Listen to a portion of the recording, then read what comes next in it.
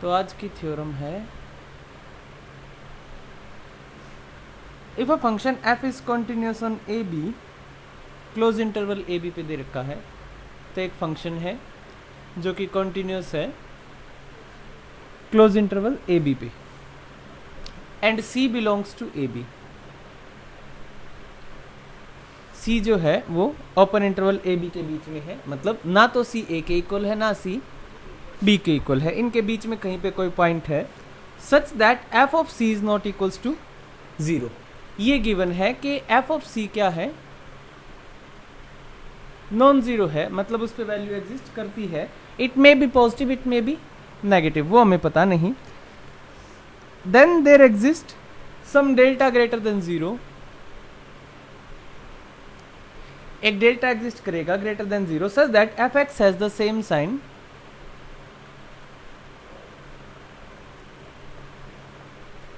fx has the same sign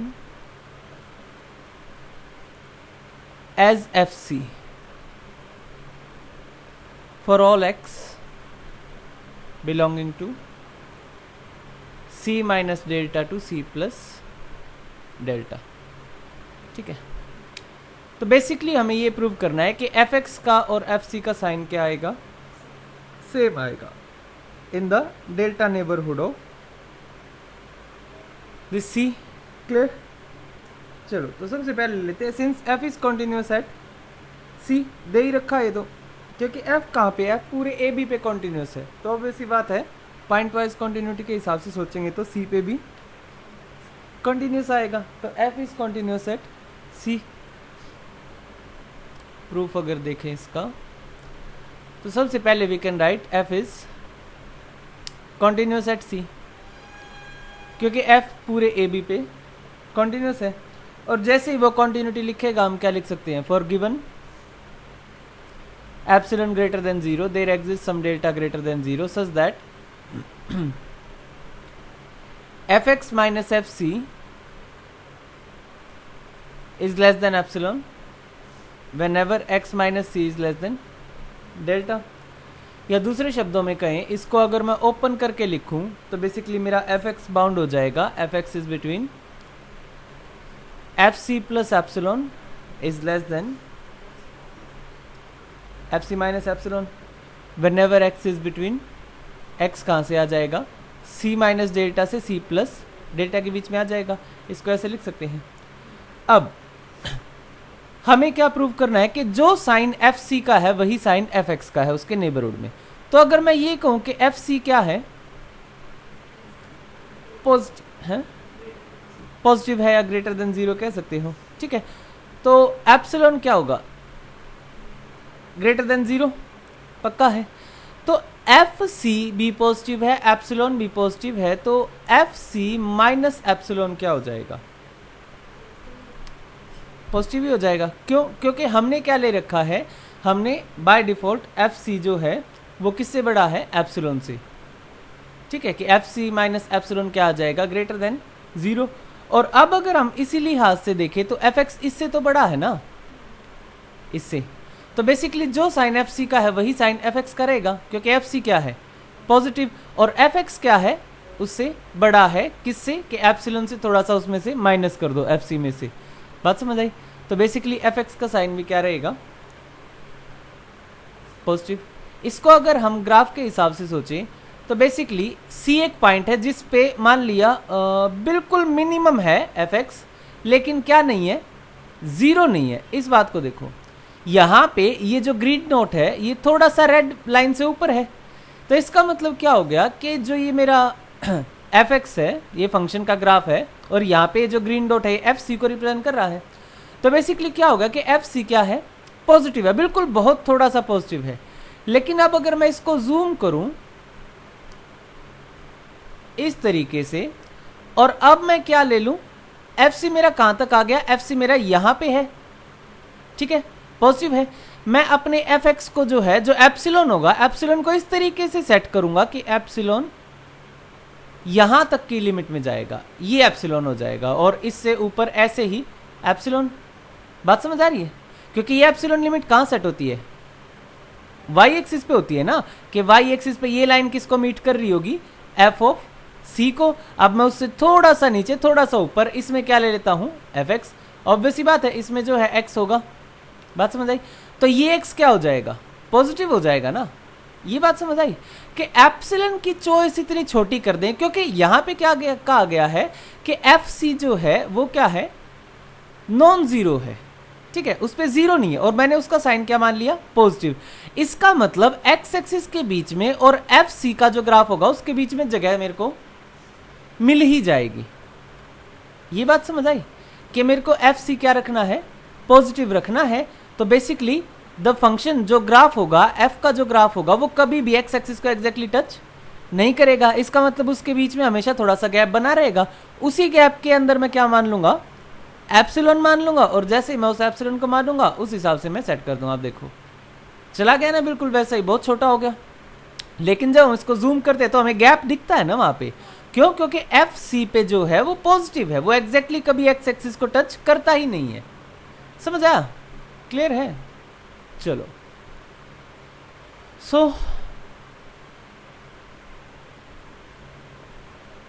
अब आगे, अगर मैं एफ सी का साइन क्या मान लूं, एफ सी अगर मेरा नेगेटिव हो जाए तो ऑब्वियस सी बात है एप्सिलॉन तो तब भी क्या रहेगा, पॉजिटिव ही रहेगा। एप्सिलॉन तो बाय डिफॉल्ट ही पॉजिटिव होता है। तो अब ये देखो कि एफ सी प्लस एप्सिलॉन ये क्या होगा, नेगेटिव होगा। बात समझ आई, क्यों, क्योंकि एफ सी जो है वो किसको ओवरकम कर रहा है, एप्सिलॉन को। अगर तुम ध्यान से देखो ऐसा क्यों हो रहा है, तो इसका आंसर भी तुम्हें ग्राफ में मिल जाएगा। इस ग्राफ में देखो, शायद अगर लॉजिक नहीं समझ में आ रहा, देखो यहाँ पे देखो, एप्सिलॉन इतना है, एप्सिलॉन की वैल्यू इतनी है, हालांकि एप्सिलॉन जीरो से नहीं स्टार्ट होता है, लेकिन एफ सी की वैल्यू कितनी है, इतनी है। तो ऑब्वियस सी बात है एप्सिलॉन तो इससे छोटा रहेगा ना हमेशा। तो बेसिकली एफ सी की वैल्यू से एप्सिलॉन हमेशा क्या रहेगा, छोटा। एप्सिलॉन छोटा करना है, क्यों, क्योंकि मेरे को जीरो को टच नहीं करना, जीरो से ऊपर रहना है। और एफ सी की वैल्यू कहाँ से मेजर करी जाएगी, जीरो से, एक्स एक्सिस से। बात समझ आई। अगर मैं इस तरीके से ग्राफ बनाऊं और ये ग्राफ है, तो बेसिकली इस पॉइंट पे जो वैल्यू मेजर करनी होगी वो तो एक्स एक्सिस से मेजर होगी ना। लेकिन एप्सिलॉन मेरे को इनके बीच में लेना पड़ेगा, क्योंकि मैं एफ जीरो को टच नहीं करना चाहता। बात समझ आई। तो एप्सिलॉन मेरे को छोटा मानना पड़ेगा, तो ऑब्वियसली एफ सी से एप्सिलॉन हमेशा क्या होगा, छोटा। इसीलिए जब हम एप्सिलॉन को पॉजिटिव मान के और एफ सी को नेगेटिव मानते हैं, तो ओवरऑल आंसर हमारा क्या आ रहा है, नेगेटिव ही आ रहा है। ये बात क्लियर है कि ओवरऑल आंसर नेगेटिव क्यों आ रहा है। अब एफ एक्स इससे क्या है, छोटा है, तो अगर ये नेगेटिव है तो ये भी क्या होगा, नेगेटिव। बस डन हो जाएगा। So this was your theorem. Now let's start with the next one. Next theorem says that if a function F is continuous on A B, एक फंक्शन एफ कंटिन्यूअस है ए बी पे, then first part कहता है if F A is positive, this implies there exist a delta greater than zero such that F X is also positive for all X belonging to A coma A plus delta. ये बात समझो। पिछले वाली theorem में क्या था, ए का delta number दे रखा था ना, ए प्लस डेल्टा से, या सी की टर्म्स में था, पिछले में ये था, ठीक है। तो बेसिकली ये उसका क्या है, हाफ पार्ट है। I getting it. हाँ, एक बारी राइट वाला हाफ ले लो, ए से ए प्लस डेल्टा, एक बारी लेफ्ट वाला हाफ ले लो। तो I think you will be able to do these kind of theorems, they are very easy, they don't have much thing to talks about. चलिए तो अब चलते हैं मैथ्स की सबसे इंपॉर्टेंट डेफिनेशन की तरफ। Real analysis, topology, complex analysis, pure maths की one of the most important definition है, जो कि बात करती है किस बारे में, open set and closed set. ठीक है,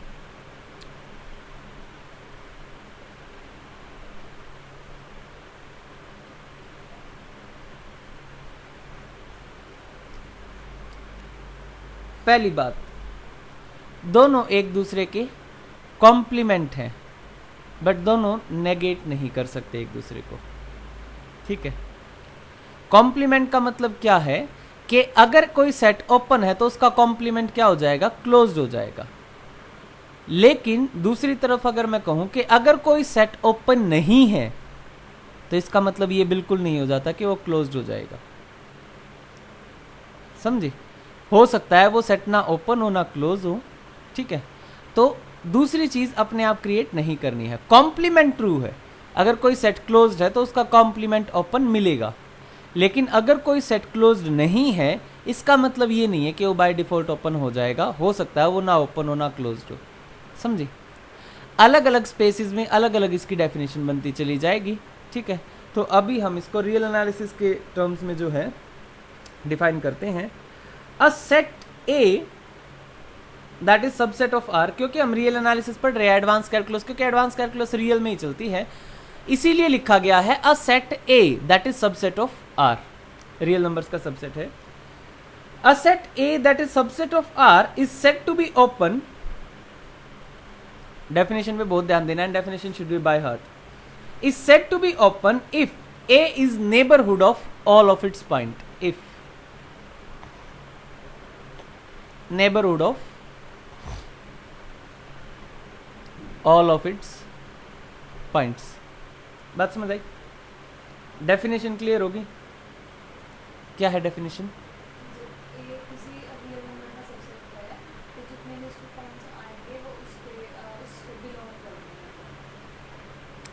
बिलोंग करना और नेबरहुड कहना आर टू डिफरेंट थिंग, ठीक है। तो ध्यान दो इस वर्ड पे, यही मुसीबतों का पिटारा है, क्योंकि पहले तो तुम्हें ये पता होना चाहिए कि नेबरहुड होता क्या है, और हर पॉइंट का नेबरहुड होगा, इसको प्रूव कैसे करते हैं, ये खुद में एक बहुत विचित्र डेफिनेशन बनेगी। तो जब ये कहा जा रहा है, पहली चीज तो ये याद करो कि ओपन सेट क्या है। एक ऐसा सेट, कैसे लिखते हैं ऐसा, मेरी तो हिंदी कमजोर होगी। एक ऐसा सेट ए, जरूरी नहीं है कि वो हमेशा रियल का सबसेट हो, वो R2 में भी जा सकता है, ठीक है। जब मीट्रिक करेंगे ना तो मीट्रिक में भी ओपन सेट की डेफिनेशन आएगी, ठीक है। तो वहां पे वो R2 में चला जाएगा, वो सर्कल की तरह दिखेगा। तो बेसिकली अभी क्योंकि ए को किसका सबसेट लिया गया है, रियल नंबर्स का या रियल लाइन का, तो बेसिकली रियल लाइन के जो सबसेट होते हैं वो तो क्या होते हैं, मोस्टली इंटरवल टाइप्स होते हैं, ठीक है। इस तरीके से मतलब ए से बी तक यही तो सबसेट होगा ना आर का। हो सकता है यूनियन कर रखा हो दो तीन का, ए से बी, सी से डी, ई से एफ, इनका यूनियन ले लें, क्लियर है। लेकिन तुम्हें ये क्लियर हो रहा है कि हाँ इसके जो सबसेट होते हैं वो मोस्टली इंटरवल टाइप्स होते हैं। सिंगलटन सेट भी हो सकता है। तो ओपन सेट किसे कहेंगे, एक ऐसा सबसेट ए, सॉरी किसका सबसेट, आर का, एक ऐसा सबसेट ए जो कि अपने हर पॉइंट का नेबरहुड होगा।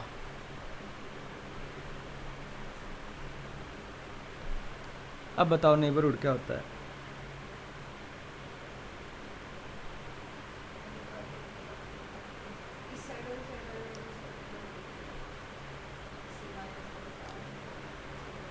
हाँ कहते तो वही है, c minus delta, c plus delta, लेकिन यहां पे जो सेट को नेबरहुड प्रूव करना है, देखो वो पॉइंट का नेबरहुड है, दो चीजें अलग हैं। जब हम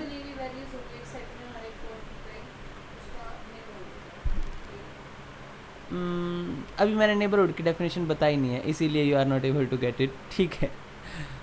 तो अभी जो तुम्हें नेबरहुड, मैंने जो पॉइंट यूज करने स्टार्ट किए थे ना, क्योंकि स्टार्टिंग में इसने डेफिनेशंस में नेबरहुड यूज नहीं किया था, but we are using it right from the starting. तो तुम्हें इतना तो क्लियर हो गया कि ये जो लिखा जाता है इसको कहा जाता है सी का नेबरहुड, क्योंकि सी इसके बीच में होता है, रियल लाइन पे ही तो है ना सी। सी से थोड़ा सा आगे चले जाओ, सी प्लस डेल्टा, सी से थोड़ा सा पीछे सी माइनस डेल्टा, क्लियर है। डेल्टा डिस्टेंस पीछे और डेल्टा डिस्टेंस आगे। इसको हमने कैसे डिफाइन किया था कि ये नेबरहुड है सी का। दूसरी चीज, अगर मैं इसको ऐसे लिख दूंगा तो ये डेफिनेशन काम नहीं करेगी, क्योंकि ओपन इंटरवल होना जरूरी है। बात समझ आई? इस बात को ध्यान देना है, क्योंकि मैंने हमेशा ये ओपन ब्रैकेट्स लगाई होंगी, राउंड ब्रैकेट्स, इनकी वजह से ओपन इंटरवल बनता है, ठीक है। तो छोटी छोटी चीजें हैं जो ध्यान रखनी है। अब बात करते हैं, अभी तक जो तुम्हें पता है वो तुम्हें ये पता है कि अगर कोई पॉइंट है तो उसका नेबरहुड क्या होगा, समझ रहे हो इस बात को। अब हम बात करेंगे कि एक सेट किसी पॉइंट का नेबरहुड कैसे बनेगा, बात समझ आई। तो ये हो गया पोता, ठीक है, क्या हो गया ये पोता, दैट मीन्स ग्रैंडसन। फिर क्या आएगा, पोता कहां से आया होगा, पापा होंगे, इसकी वजह से पोता आया होगा। ये आ गए पापा और ये आ गए दादाजी, ठीक है। तो दादा अपने पोते का क्या कहलाएगा, नेबरहुड, ठीक है, पड़ोसी वाला नेबरहुड नहीं, मतलब फ्रेंड काइंड ऑफ थिंग। तो यहां पे 3 चीजों का रोल होता है। अगर हमें ये प्रूव करना है कि ये पॉइंट किसी सेट ए का नेबरहुड है या नहीं, तो हमें एक ऐसा सेट ढूंढना होगा जो कि एक ओपन इंटरवल होगा, जो उस पॉइंट को कंटेन करेगा और खुद जाके बैठ जाएगा ए के अंदर। इस बात को समझो, हमें एक ऐसा ओपन इंटरवल ढूंढना होगा जो उस पॉइंट को क्या करेगा, कंटेन, क्योंकि यहां पे बिलोंग्स टू का साइन है, और खुद जाके बैठ जाएगा किसमें, ए के अंदर। तो जब ऐसा हो जाएगा तो ए को एक्स का नेबरहुड माना जाएगा, मतलब a is neighbourhood of the point x. Example लेके, हाँ एग्जाम्पल तो लेंगे, बगैर उसके समझ कैसे आएगा। ये बात समझ आए कि यहाँ पे 3 चीजों का रोल है। तो अब पॉइंट यहां पे क्या कहा गया है कि अगर ए ऐसा कर पाए अपने हर एक पॉइंट के लिए, तो इसको देखो, मान लिया यहां पे है 1 और यहां पे है 10, तो मैं ये कहता हूं कि the interval 1,10 is open set, मैं एक क्लेम करता हूं। लेकिन ओपन सेट की डेफिनेशन क्या कहती है, ओपन सेट की डेफिनेशन ये कहती है कि अब जो सेट तुम कह रहे हो ना कि ये ओपन सेट है, तो यहां पे ये प्रूव करके दिखाओ कि ये जो सेट है ये अपने हर एक पॉइंट का क्या है, नेबरहुड। तो मान लेता हूं मैं रैंडमली कोई पॉइंट चूज कर लेता हूं, मैं रैंडमली 2 चूज कर लेता हूं, क्लियर। तो जैसे ही मैंने 2 चूज किया, 2 इस सेट में से आ गया, ठीक है। तो बेसिकली यहां पे जो ए है वो क्या है, ये है ए, ठीक है। तो इस बात को समझो। अब मेरे को क्या चाहिएगा, मेरे को एक ऐसा इंटरवल चाहिएगा जो 2 को तो क्या करता हो, कंटेन। क्या ये इंटरवल 2 को कंटेन करता है, करता है। ये खुद एक ओपन इंटरवल है। क्या ये पूरा का पूरा इंटरवल 1,10 के अंदर कंटेन्ड है। तो यहां पे हम कह सकते हैं कि 2 इज इन द, मतलब this set 1,10 is neighbourhood of 2। बात समझ आई।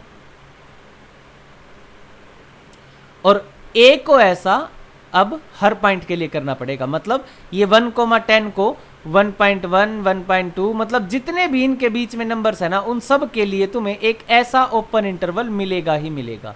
कोई भी पॉइंट ले लो, हाँ, जैसे मान लिया तुमने 9.9 ले लिया, अब तुम्हारी समस्या है कि 9.9 तो बिल्कुल 10 के पास हो गया। तो बेसिकली तुम क्या करोगे, 9.9 को बिलोंग करवा दोगे 9 से 9.999 में। वो तो सेट में ही नहीं है ना, वो सेट का पार्ट ही नहीं है, क्योंकि 1 और 10 जो है वो सेट में ही नहीं है। बात समझ आई। तो बेसिकली 9.9 इस सेट में होगा, और ये किसके अंदर कंटेन होगा, 1,10 के अंदर। तो बेसिकली प्रूव हो गया ना कि 1,10 इज नेबरहुड ऑफ 9.9। तो ये मैंने पर्टिकुलर किया है, मतलब एक एक पॉइंट लेके किया है। तो ऐसा हम पॉइंट लेके नहीं करते हैं, हम कैसे करते हैं, आर्बिट्रेरी, मतलब कोई क्या मान लेंगे, एक्स मान लेंगे, ठीक है। और फिर क्या दिखा देंगे कि उस एक्स को कंटेन करने वाला एक ओपन इंटरवल है जो खुद जाके किस में बैठ जाता है, ए में, ठीक है। तो तुम्हें ओपन सेट की डेफिनेशन बाय हार्ट होनी चाहिए कि एक सेट को ओपन सेट कहा जाएगा, कब कहा जाएगा, व्हेन दैट सेट इज, नहीं, subset of real number necessary नहीं है, क्योंकि जब हम दूसरे स्पेसेस में स्टडी करेंगे तो वहां पे वो सबसेट ऑफ रियल नंबर नहीं रहेगा। तुम केवल इस बात पे ध्यान दो कि उस सेट को ओपन सेट कहा जाएगा अगर वो सेट अपने हर पॉइंट का नेबरहुड हो। और नेबरहुड प्रूव करने के लिए क्या होता है कि पॉइंट और सेट के बीच में एक सेट होगा जो कि ओपन होगा, खुद भी ओपन होगा, ओपन इंटरवल होगा। अभी के केस में, जैसे यहाँ पे हम रियल में पढ़ रहे हैं, तो अभी के केस में वो बीच वाले सेट को क्या कह रहा हूँ, एक ओपन इंटरवल कह रहा हूँ। एक ओपन इंटरवल होगा जो एलिमेंट को तो कंटेन करेगा और खुद जाके बैठ जाएगा ए के अंदर। बात समझ आई। This is the definition of neighbourhood. जो जो ये बीच वाले सेट के बारे में बात कर रहे हैं ना, इससे प्रूव होता है कि ए नेबरहुड है। हाँ, जो बिलोंग्स टू वाली चीज है कि ए बिलोंग्स टू, मतलब x belongs to an open interval and open interval is contained in a, ये किसकी डेफिनेशन है? नेबरहुड की। और अगर ए हर पॉइंट का नेबरहुड बन जाता है तो वो किसकी डेफिनेशन बनती है? ओपन सेट की। यू मस्ट अंडरस्टैंड कि ओपन सेट की डेफिनेशन अलग होती है और नेबरहुड प्रूव करना अलग होता है, समझे? चलिए, now let's come to the definition of closed set. So what is a closed set?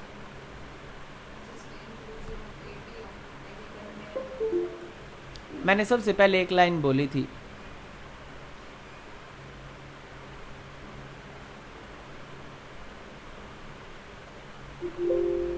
क्या लाइन थी वो? जब मैंने टॉपिक स्टार्ट किया था ओपन और क्लोज का, एक लाइन बोली थी, वो क्या थी? कि open and close are complement. अगर कोई सेट ए ओपन है तो उसका कॉम्प्लीमेंट क्या हो जाएगा? क्लोज्ड हो जाएगा। Very simple definition of being closed, कि अगर तुम्हें क्लोज्ड दिखाना है किसी सेट को तो तुम्हें क्या दिखाना पड़ेगा? कि उसका कॉम्प्लीमेंट क्या है? ओपन है। मतलब अगर बी क्लोज्ड है तो बी का कॉम्प्लीमेंट क्या होगा? ओपन।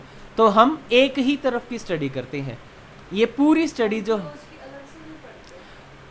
स्टडी जो ओपन के लिए करी जाएगी उसको क्लोज के लिए एस्टैब्लिश किया जा सकता है, लेकिन हर चीज़ में तुम्हें ये बताने की ज़रूरत पड़ती नहीं है। क्यों? क्योंकि अगर तुमने कोई चीज़ जो है ए के लिए प्रूव कर ली ओपन में, तो उसका कॉम्प्लीमेंट लेते जाओ, वो चीज़ क्लोज के लिए प्रूव हो जाएगी। बात समझ आई? क्लियर है? हालांकि क्लोज्ड खुद में ही बहुत इंपॉर्टेंट कंडीशन है। आगे हम देखें, एक क्लोज्डनेस लगाने से, किसी सेट को क्लोज करने से काफ़ी अच्छी अच्छी थ्योरम्स प्रूव होंगी। ठीक है, सो ये बात समझ आए कि क्लोज सेट क्या होता है। ठीक है, तो अब मेरे को बताओ, क्या 1,2 ओपन है? वेरी गुड, मान लेते हैं कि ये ओपन है, तो इसका कॉम्प्लीमेंट क्या होगा? बोल के बताओ क्या होगा इसका complement? Close bracket 1,2। Is this the complement? This is not the complement, because take a look at this. Complement वो पार्ट होता है जो सेट में इंक्लूड नहीं हुआ, मतलब इसके इधर वाला और इसके इधर वाला पार्ट है। मतलब -∞ से 1 की तरफ, -∞ से 1 क्लोज ब्रैकेट, इन्फिनिटी पे यूनियन 2 पे क्लोज ब्रैकेट, क्योंकि यहाँ पे ओपन है to infinity. Do you get it? Even the complement makes a problem now, so sad. तो अगर मैं कहूं कि ये ओपन है तो इसकी वजह से ये क्लोज बना है। अब ये क्लोज इंटरवल है, 1,2 क्लोज इंटरवल है, ब्रैकेट क्लोज लगा रखी है, तो डेफिनेटली ये क्लोज्ड सेट भी है, क्योंकि रियल में क्लोज इंटरवल जो है क्लोज सेट को रिप्रेजेंट कर देता है और ओपन इंटरवल ओपन सेट को रिप्रेजेंट कर देता है। मतलब ये क्या है? क्लोज इंटरवल है। तो ऑब्वियस ही बात है, इसका जो कॉम्प्लीमेंट होगा, इसका कॉम्प्लीमेंट क्या होगा? ओपन। और जब इसका कॉम्प्लीमेंट लिखेंगे तो वो आ जाएगा -∞ से 1 ओपन यूनियन 2 से इन्फिनिटी। तो ये क्या हो जाएगा? ओपन। बहुत ध्यान देना है, ठीक है, कि क्या चीज़ ओपन है, क्या चीज़ क्लोज है, कैसे प्रूव होगा। और definition should be by heart, बगैर डेफिनेशन के you won't be able to understand how things are happening, क्योंकि आगे जाके ये चीज़ें मर्ज हो जाएंगी। देखो, रियल फिनोमिना पता है क्या है? हमने कॉन्टिन्यूस प्रूव कर दिया। जब तुम हायर सब्जेक्ट्स पढ़ते हो ना, तो कॉन्टिन्यूटी को ओपन सेट के हिसाब से प्रूव किया जाता है। बात समझ रहे हो? एक फंक्शन अगर एक ओपन सेट को ओपन सेट पे ले जाएगा ना, तो वो कॉन्टिन्यूस हो जाएगा। मतलब फंक्शन ही डिफाइन नहीं करा है, फंक्शन बताया ही नहीं गया है, सिर्फ उसके डोमेन को देख के कि डोमेन ओपन है, रेंज ओपन है। That is the power of being an open set.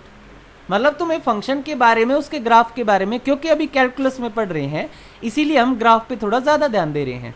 Otherwise इतनी पावरफुल डेफिनेशन बनाई जाती है टोपोलॉजी में कि सिर्फ तुम ओपन सेट से ओपन सेट को ले जाने वाले फंक्शन को क्या कह दोगे? क्लोज। ना तुम्हें फंक्शन की ज़रूरत है, ना तुम्हें उस पर ये देखना है कि क्या सेट है, सिर्फ ये देखना है कि ये फंक्शन एक ओपन सेट को किस पे लेके जा रहा है, एक ओपन सेट पे लेके जा रहा है। ठीक है, तो डेफिनेशन को बेसिकली रिड्यूस कर दिया जाता है। अभी तुम्हें फंक्शन पता होना चाहिए, उसका ग्राफ पता होना चाहिए, उसके बाद तुम कह पाते हो कि हाँ ये कॉन्टिन्यूस है, लेकिन तब तुम्हें ज़रूरत ही नहीं है फंक्शन जानने की। तुम्हें बस ये जानना है कि इसकी डोमेन एक ओपन सेट है, इसकी रेंज एक ओपन सेट आ रही है, ये फंक्शन कॉन्टिन्यूस है। तुम्हें कुछ जानने की ज़रूरत ही नहीं है, सिर्फ डोमेन रेंज देख के भी ये बताया जा सकता है। ठीक है, तो that is very powerful thing. So that's why you have to understand कि कॉन्टिन्यूटी और ओपन सेट एक साथ क्यों पढ़ाया जा रहा है। ये सिर्फ और सिर्फ एक साथ इसीलिए पढ़ाया जा रहा है because it makes big changes. चलिए मैंने बोला ना कि जो थ्योरम जो है ओपन के लिए ट्रू हो जाएगी, वही कॉम्प्लीमेंट के हिसाब से चेंजेस करके क्लोज के लिए ट्रू हो जाएगी। मतलब अगर कोई फंक्शन क्लोज्ड सेट को क्लोज पे मैप कर देगा तो भी वो कॉन्टिन्यूस माना जाएगा। हालांकि ये थ्योरम अभी नहीं आएंगी। ठीक है, तो क्लोज्ड के लिए भी बहुत सारी थ्योरम्स होती हैं, लेकिन यूजुअली जो है ना क्लोज पे बहुत ज़्यादा ध्यान दिया नहीं जाता है इतना। क्लोज की नंबर ऑफ थ्योरम्स तुम देखोगे वो कम होंगी ओपन सेट से। ओपन सेट का ज़्यादा यूज़ होगा थ्योरम्स में, क्योंकि जो थ्योरी एस्टैब्लिश करी गई हैं वो ओपन को लेके करी गई हैं। ऐसा नहीं है कि वो क्लोज में नहीं चलेंगी, चलेंगी, बिल्कुल चलेंगी, लेकिन बस एक जो सेंस है सारी थ्योरम्स की क्रिएशन का वो ओपन को लेके ज़्यादा है। तो तुम्हें देखने में लगेगा कि ओपन ज़्यादा है, बशर्ते कि वही सारी चीज़ें क्लोज के लिए भी करी जा सकती हैं। क्लियर? चलिए coming to the next theorem, कुछ एग्जाम्पल ले लेते हैं। सो ओपन सेट के पहला है कि एवरी ओपन इंटरवल, कोई भी ओपन इंटरवल होगा इज ओपन सेट। किसी भी ओपन इंटरवल को क्या कह सकते हैं? एक ओपन सेट। ऐसे ही किसी भी क्लोज इंटरवल को क्लोज कह सकते हैं। ठीक है, अच्छा, फाई और कंप्लीट रियल लाइन, ये ऐसे सेट है जो साइमल्टेनियसली ओपन भी हैं और क्लोज्ड भी हैं। क्योंकि अगर मैं आर को क्या मान लूँ, आर क्या है? माइनस इन्फिनिटी से इन्फिनिटी। तो अगर मैं इसको कहूँ कि ये क्या हो गया, ओपन हो गया, तो इसका मतलब इसका कॉम्प्लीमेंट क्या होगा? आर का कॉम्प्लीमेंट होगा फाई एम्प्टी सेट, क्योंकि सारी रियल लाइन तो आ गई, तो बचा क्या कॉम्प्लीमेंट में? कुछ भी नहीं। तो इसका मतलब इस डेफिनेशन से देखें तो फाई क्या हो गया, आर अगर ओपन है तो आर कॉम्प्लीमेंट क्या हो जाएगा? क्लोज्ड। और क्योंकि इसमें कुछ है ही नहीं, बात समझ आई? मान लिया मैं ये लिख देता हूं, इसमें कितने एलिमेंट हैं? इसमें एक भी एलिमेंट नहीं है। गौर से देखो, क्योंकि ओपन ब्रैकेट लगी हुई है, ए भी नहीं है उसमें, और ए से ए तक ओपन ब्रैकेट मतलब कुछ नहीं है। तो बाय डेफिनेशन देखें तो ये क्या होना चाहिए? एक ओपन होना चाहिए, लेकिन अल्टीमेटली ये क्या है? फाई। तो इस हिसाब से फाई क्या हो गया? ओपन। लेकिन अगर फाई ओपन है तो फाई का कॉम्प्लीमेंट क्या होना चाहिए? क्लोज, जो कि क्या है? आर। तो आर क्या होना चाहिए? Basically close. तो ये दो ऐसे सेट है जो साइमल्टेनियसली ओपन भी है एज वेल एज क्लोज भी है, ट्रिवियली। इसमें ज़्यादा सिर खपाने की ज़रूरत नहीं है कि क्यों है। ठीक है, ट्रिवियली ही ओपन क्लोज साइमल्टेनियसली, दोनों साथ साथ ओपन भी होते हैं और साथ ही साथ क्लोज भी होते हैं। ठीक है, चलिए, so let's come to the theorem.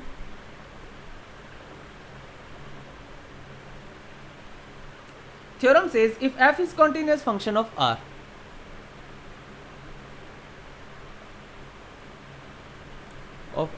then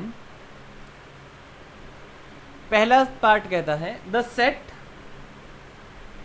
A which is defined as all those x belonging to R such that fx is greater than 0 is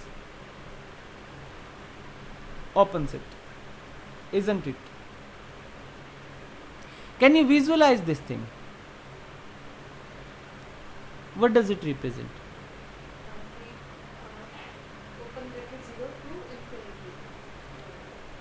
क्या ये set open bracket 0 to infinity को represent कर रहा है?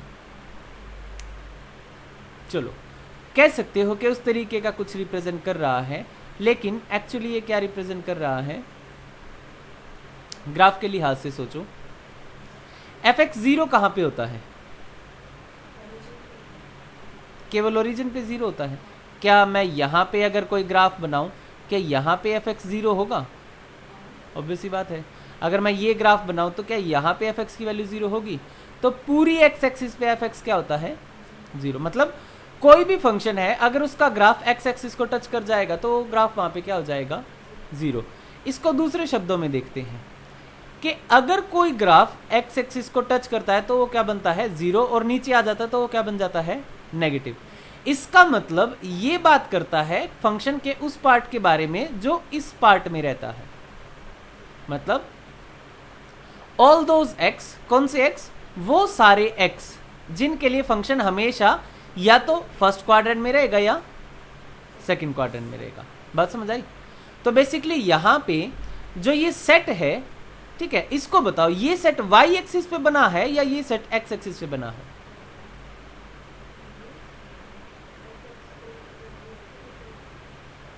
नहीं, ये जो set बना है, ठीक है, ये सेट x एक्सिस पे बन रहा है या y एक्सिस पे बन रहा है? ये सेट A जो बन रहा है, ठीक है, all those X's that fx इज ग्रेटर देन 0, ये x एक्सिस पे बन रहा है या y एक्सिस पे? ये सबसेट किसका बनेगा? x का या y एक्सिस का?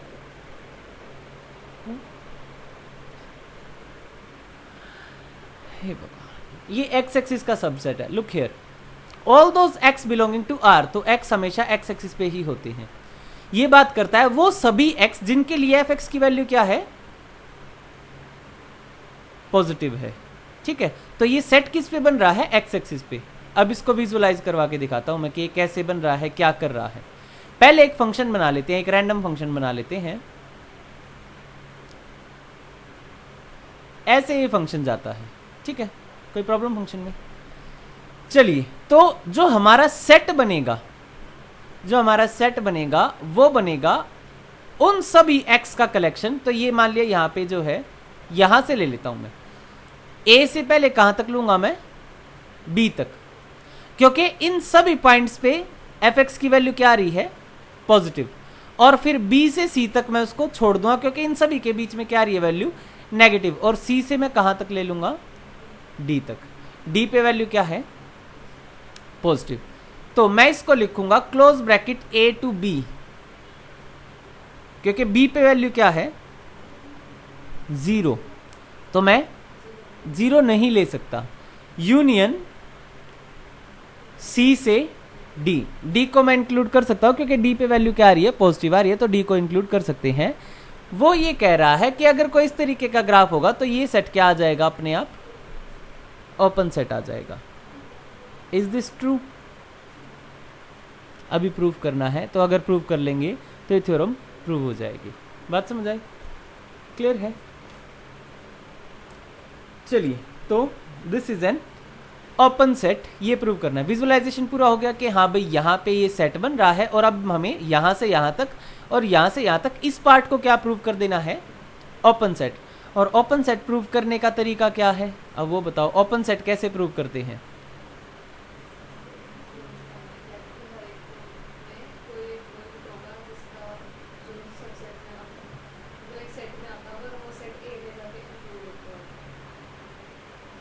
ओपन सेट प्रूव करने का तरीका है कि हर पॉइंट का वो क्या होगा? नेबरहुड होगा। जो तुमने बोला वो नेबरहुड प्रूव करने का तरीका है। एग्जैक्टली, हर एक पॉइंट को प्रूव करनी है वही चीज, ठीक है।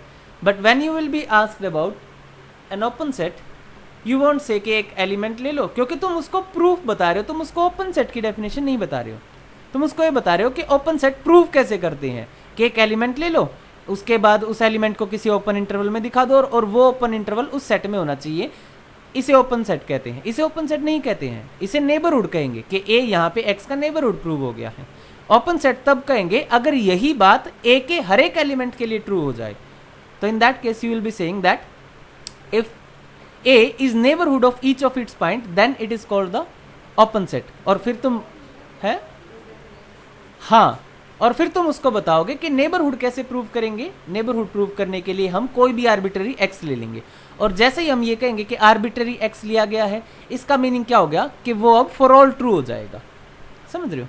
तो when you will be asked about the open set, you will say that we have to prove that given set is neighbourhood of each of its point, and then we will think how will we prove that this set is neighbourhood of all of its point. Clear है? चलिए, so start करते हैं। इस theorem के 3 part हैं। पहला part ये है दूसरा पार्ट कहता है कि जो सेट ए बनेगा, मान लिया एक सेट ए और बना लो जो कि x बिलोंगिंग टू R होगा सच that fx is less then 0, ये भी क्या होगा, ओपन सेट। दूसरा कहता है कि जो सेट होगा, ओ सॉरी इसका नाम b दे रखा है C, जो कि basically x belongs to R, तो कैन यू विजुअलाइज के सभी सेट जो है x एक्सिस पे बन रहे हैं, तो लास्ट वाले को उसने क्लोज्ड कहा है। ठीक है, क्लोज प्रूव करने का तरीका क्या है,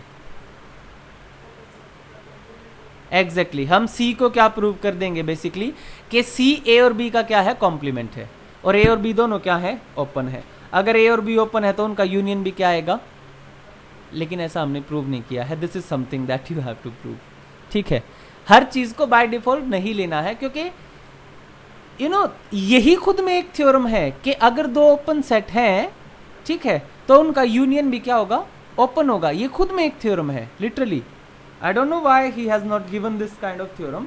Otherwise, this itself is a theorem. चलिए हम उसके बारे में बाद में बात करेंगे, तो पहले हम जो थ्योरम कर रहे हैं उसके बारे में बात कर लेते हैं। तो let's start with the first part. तो फर्स्ट पार्ट क्या कहता है कि सेट A है और जो कि डिफाइंड है all those x belonging to R such that fx की वैल्यू वहाँ पे क्या आती है, पॉजिटिव आती है। हमारा टारगेट है to prove this set is open. Clear? तो we know the definition of A। तो हमें बेसिकली क्या प्रूव करना है, that A is neighbourhood of all of its points. A neighbourhood है अपने सभी पॉइंट्स का। तो अगर अपने सभी पॉइंट्स का नेबरहुड प्रूव करना है तो let some A belongs to A, एक आर्बिट्रेरी पॉइंट चूज करना पड़ेगा। मैं क्या प्रूव कर दूंगा कि A अपने इस आर्बिट्रेरी पॉइंट का क्या है, नेबरहुड, और फिर मैं कह दूंगा कि ये तो आर्बिट्रेरी था, ये फिक्स पॉइंट थोड़ी था, A तो कुछ भी हो सकता है। उससे प्रूव हो जाएगा कि ये जो कैपिटल A है ये स्मॉल a का क्या हो गया, नेबरहुड हो गया हर पॉइंट का। बात समझ, क्योंकि A तो आर्बिट्रेरी है ना, ये तो कुछ भी हो सकता है A में से। ठीक है, तो ऐसे हम प्रूव करते हैं कि हर पॉइंट का नेबरहुड है। चलिए, तो हमें क्या प्रूव करना था, neighbourhood of all of its point, that means we have chosen some small a belonging to the capital set A। अब क्योंकि मैंने A किस में से चूज किया है, कैपिटल A में से, सेट A में से, तो सेट A की डेफिनेशन क्या कहती है कि अगर कोई भी पॉइंट इस सेट में जाएगा तो उस पे वैल्यू ऑफ fa क्या होगी, हमेशा अरे पॉजिटिव होगी। ठीक है, ग्रेटर देन 0 होगी। नाउ हमें प्रूव करना है कि ये क्या है, capital A is neighbourhood of small a। That certainly means कि हमें अब एक ऐसा नेबरहुड चाहिए A का, sorry A minus delta A plus delta कह सकते हो, जो कि कंटेन हो किसमें, A में। बात समझ आई, यही हमें प्रूव करना है। क्लियर है? सो F क्या है,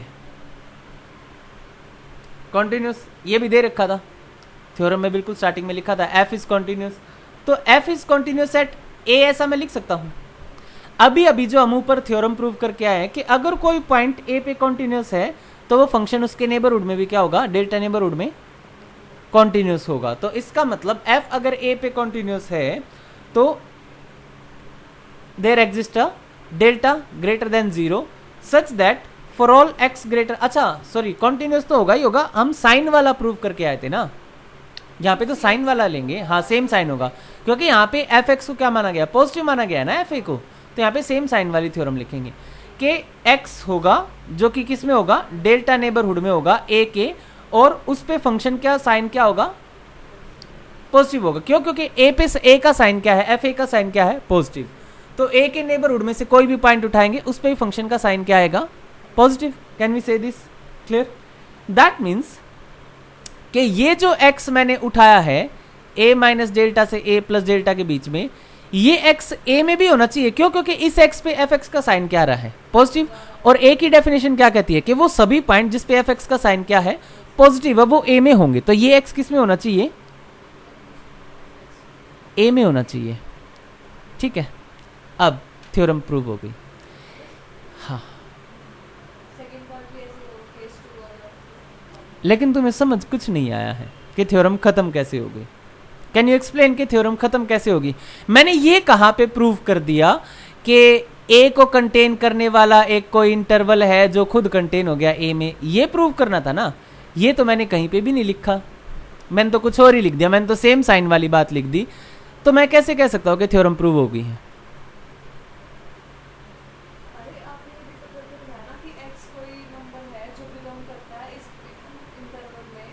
हाँ इस नेबरहुड इंटरवल में, और वो जो इंटरवल है वो पॉजिटिव है तो वो कहीं ए में इंक्लूड होती है। इंटरवल कैसे इंक्लूड होगी? मतलब जो ये नेबरहुड है ए माइनस डेल्टा प्लस इनटू ए प्लस डेल्टा, हाँ ये जाके ए में मतलब ए में बिलोंग करता है, ये ए से क्योंकि पॉजिटिव टर्म हम लेके चलता है। नहीं, मैंने ये तो प्रूव ही नहीं किया कि a minus delta a plus delta पे वैल्यूज पॉजिटिव है। तो नहीं कह, हाँ कह तो ठीक रही है, लेकिन कहने का तरीका गलत है। करा यही है। यहाँ पे ध्यान दो, हमने क्या चूज किया है? Arbitrary x। तो x इसमें से कोई भी पॉइंट है, बात समझ आई? x इस नेबरहुड में से कोई भी पॉइंट है, और ऊपर वाली लाइन कहती है कि x जो है इसमें से कोई भी पॉइंट उठाओ, उस पे फंक्शन की वैल्यू क्या आएगी? पॉजिटिव आएगी। इसका मतलब ये x क्या था? आर्बिट्ररी। ये x किस में चला गया? a में। तो ये जो पूरा का पूरा इंटरवल है किस में होना चाहिए? a में होना चाहिए, क्योंकि इस पूरे इंटरवल में से मैंने कोई भी रैंडम x उठाया, उसमें मेरे फंक्शन की वैल्यू क्या निकल के आ रही थी? पॉजिटिव। तो इस लाइन के लिहाज से क्या मैं कह सकता हूं कि a minus delta and a plus delta, क्योंकि मैंने आर्बिट्ररी x ले रखा है ना इसमें से, a minus delta a plus delta में से, और वो x कहां चला गया? a में। यही तो सबसेट प्रूव करने का तरीका होता है। अगर मेरे को ये प्रूव करना है b सबसेट ऑफ a, तो मैं क्या उठा लूंगा? कोई आर्बिट्ररी x उठा लूंगा b में से, और फिर उसको क्या प्रूव कर दूंगा कि वही x किस में चला गया अपने आप? a में। तो बेसिकली पूरा का पूरा b चला गया ना। तो यहां से मैं कह सकता हूं a minus delta a plus delta is contained in a, इसकी वजह से, और इसमें डेफिनेटली a कंटेन्ड है, और मैंने किसको चूज किया था? स्मॉल a को चूज किया था कैपिटल A में से। तो बेसिकली नेबरहुड की डेफिनेशन प्रूव हो गई। तो that means a is neighbourhood of all of its point, and that means a is an open set. Clear है? ऐसे ही इसका जो हो जाएगा, will you be able to do? तुम्हें केवल और केवल क्या ध्यान रखना है कि उस बारी साइन क्या होगा? नेगेटिव होगा। बाकी सारी चीजें सेम ही लिखनी है। क्लियर है? अब बात करते हैं थर्ड पार्ट की, और उससे पहले बात कर लेते हैं यूनियन की। ठीक है, तो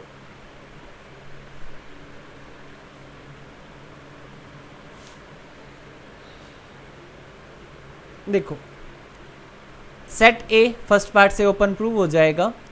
सेट बी जो कि नेगेटिव वाला था, एफ एक्स लेस देन 0 वाला था, वो सेकंड पार्ट से प्रूव हो जाएगा। तो हमें ये देखना है कि ए यूनियन बी क्या होता है? ओपन। क्यों? क्योंकि देखो, किसी भी ग्राफ के 3 पार्ट होते हैं। इसको मैं 3 पार्ट में अगर डिवाइड करूं, तो ये वाला जो ऊपर वाला क्वाड्रेंट है किसको रिप्रेजेंट कर रहे हैं? सेट ए को। ये नीचे वाले किसको रिप्रेजेंट कर रहे हैं? सेट बी को। और ये जो एग्जैक्ट लाइन है, क्योंकि यहाँ पे एफ एक्स क्या होता है? 0। ये जो एग्जैक्ट लाइन है इसको कौन रिप्रेजेंट कर रहा है? क्योंकि वो सारे पॉइंट्स जिन पे एफ एक्स 0 होगा। मान लिया कोई फंक्शन है इस तरीके से, सॉरी, कोई फंक्शन है जो मल्टीपल टाइम्स पे क्या बनता है? 0 बन जाता है। तो उन सभी पॉइंट्स का कलेक्शन, जैसे इसको देखो, ये फंक्शन मल्टीपल पॉइंट्स पे क्या बनता है? 0। तो इन सभी पॉइंट्स का, ये जो पॉइंट्स है, इन सभी पॉइंट्स का कलेक्शन क्या बनेगा? एक क्लोज्ड सेट बनेगा। बात समझ रहे? तो इन सभी पॉइंट्स का कलेक्शन क्या बनेगा? Close set. उसको हम कैसे प्रूव कर दें? क्योंकि हमें ये पता है कि या तो इन पॉइंट के बीच में फंक्शन ऊपर वाले क्वाड्रेंट में रहेगा, या इन पॉइंट के बीच में फंक्शन नीचे वाले क्वाड्रेंट में रहेगा। तो अगर इन पॉइंट्स के बीच का पार्ट ऊपर फंक्शन है तो ये क्या प्रूव हो गया? ओपन। अगर फंक्शन नीचे है तो भी ये क्या प्रूव कर दिया मैंने? ओपन। ऊपर है क्योंकि ए सेट यही तो कहता है कि एफ एक्स पॉजिटिव, और बी सेट क्या कहता है? एफ एक्स नेगेटिव है, तो ओपन प्रूव हो गया।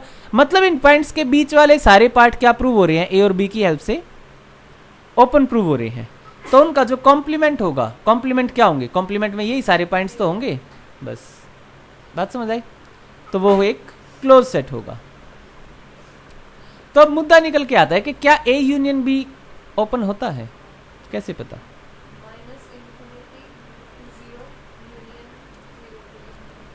ए एक ओपन सेट है एंड बी भी एक ओपन सेट है। तुम मुझे ये बताओ कि ए यूनियन बी भी क्या होगा? एक ओपन सेट होगा। तो ओपन सेट अगर प्रूव करना है तो कैसे प्रूव करते हैं? ओपन सेट प्रूव करने की डेफिनेशन क्या है? नेबरहुड एग्जिस्ट नहीं करेगा। एग्जिस्टेंस के बारे में बात नहीं करी जाती, बात करी जाती है कि वो अपने हर पॉइंट का क्या होगा? नेबरहुड होगा। बात समझ आई? क्लियर? तो बेसिकली इसके हिसाब से मेरे को क्या प्रूव करना है कि A union B is neighbourhood of each of its point. Clear? तो अगर मैं कोई एक्स मान लू किसमें से, तो देखो, या तो एक्स किस में होगा? ए में, या फिर एक्स किस में होगा? बी में। अगर x a में है, अगर x a में है, if x is in a, तो a क्या है? Open set. अब a क्योंकि ओपन है तो इसका मतलब ये हो जाता है कि कोई ना कोई एक x का नेबरहुड रहा होगा जो किस में कंटेन हुआ होगा, a में, तभी तो a ओपन बना। क्योंकि अगर x a में है और a ओपन है तो वो अपने हर पॉइंट का क्या होगा? नेबरहुड होगा। तो इसका मतलब a ओपन है तो कोई ना कोई नेबरहुड रहा होगा x का भी जो a में कंटेन हुआ होगा, जिसकी वजह से x जो है नेबरहुड में आ गया होगा a के, मतलब a नेबरहुड प्रूव हो गया होगा x का। तो यही जो नेबरहुड निकला था जिसकी वजह से a को मैं ओपन प्रूव कर पाया था, क्या ये a यूनियन b में कंटेन होगा? ऑफ कोर्स होगा, क्योंकि पूरा का पूरा a इसमें कंटेन है, तो मैं इसी नेबरहुड को यूज कर लेता हूं। तो इसका मतलब मैंने एक ओपन नेबरहुड निकाल लिया जो कि किस में कंटेन है? a यूनियन b में। सेम काम मैं b के साथ कह सकता हूं। This thing proves that a union b is open set. तो जैसा कि हमारी थ्योरम कहती है कि a और b दोनों क्या है? ओपन है, तो a यूनियन b भी क्या होगा? ओपन, और उसका कॉम्प्लीमेंट क्या हो जाएगा? क्लोज्ड। लेकिन उसका कॉम्प्लीमेंट बेसिकली सेट C है, समझे? बस that is the theorem. Normally लिख देंगे हम इसको भी अलग से कुछ prove करना पड़ेगा। ना कुछ प्रूव नहीं करना, सिंपल थ्योरी लिखते हैं। सिंपल लिख सकते हो। नेक्स्ट थ्योरम, इसी थ्योरम को जनरलाइज किया गया है। The set A is defined as fx equals, sorry, all those x, अरे all those x belonging to R such that fx is less than a is an open set. All those x belonging to R such that fx is greater than a is an open set, and all those x such that fx equals to a is a उसमें zero था, इसमें a है। exactly closed set. उसमें zero था, इसमें a है। इसमें एक पॉइंट के लिए प्रूव करेंगे। नहीं, अरे fx इक्वल्स टू a, ये किसी कोई एक लाइन होगी, ठीक है? ऐसे हाँ, ये x एक्सिस बेसिकली ऊपर दिखा दी, ये लाइन क्या होगी? y इक्वल्स टू a होगी। y का मतलब क्या है? fx equals to a। इस लाइन के ऊपर वाला सारा पार्ट क्या होगा? ओपन होगा, और इस लाइन के नीचे वाला सारा पार्ट क्या होगा? क्लोज्ड होगा, ठीक है? तो ओपन और क्लोज सेट तुम कोई भी, नीचे वाला पार्ट भी ओपन ओ सॉरी, हाँ, नीचे वाला पार्ट भी ओपन होगा, लाइन पे क्लोज्ड होगा, समझे? चलिए, will you be able to prove this? अब आती है वो पावरफुल थ्योरम है। नहीं, लास्ट तो नहीं, अभी तो और हैं, 3-4 थ्योरम और हैं, उसके बाद कुछ एग्जांपल्स में भी प्रूफ्स हैं, then you will be able to finish this exercise number 1। It will take time. Let's start this theorem. Very important theorem, very crucial theorem, और बहुत ही खतरनाक theorem.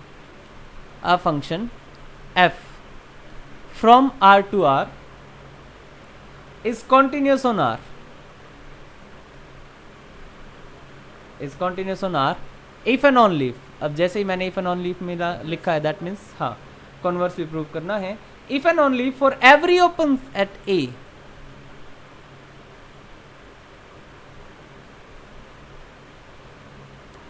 in R f inverse A is open in R। बात समझ आई? कि कोई function, ये वही थ्योरम है जो मैं अभी बता रहा था, कि कोई फंक्शन अगर ओपन सेट को ओपन सेट पे मैप कर रहा है तो वो क्या हो जाएगा? कॉन्टिन्यूस हो जाएगा। इसको लिखा जाता है इनवर्स की फॉर्म में, ठीक है? देखो,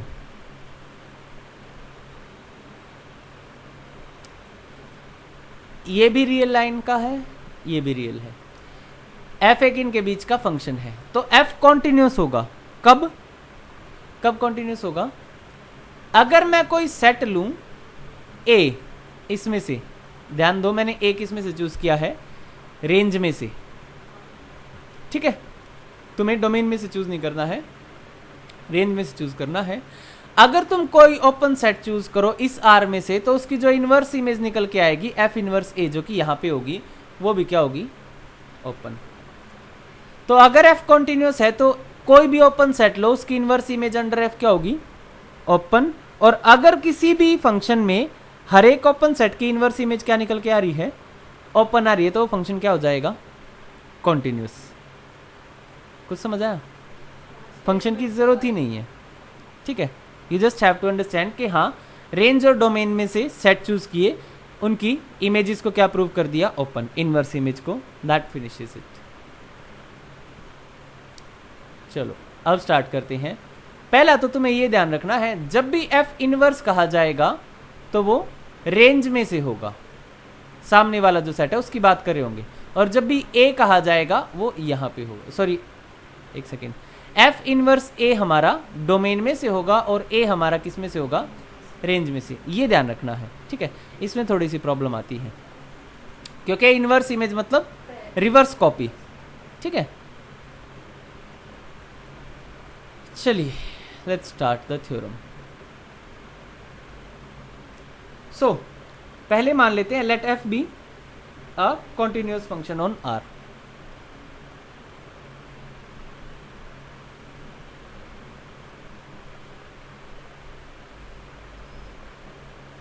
मान लेते हैं एफ एक कॉन्टिन्यूअस फंक्शन है आर पे, if and only if for every open set, अरे ये तो मैं थ्योरम पढ़ने लग गया। अच्छा, F be a continuous function on R and A be an open subset of are, A contained in R and A is open. तो हमारा टू प्रूव क्या हो जाएगा, टू प्रूव हो जाएगा f inverse A is open. To prove हो जाएगा कि हमें ये प्रूव करना है f inverse A is open in r. Basically a यहाँ पे है, एफ यहाँ से यहाँ तक जा रहा था, तो एफ इनवर्स ए यहाँ पे है, समझे। ओपन कैसे प्रूव करते हैं,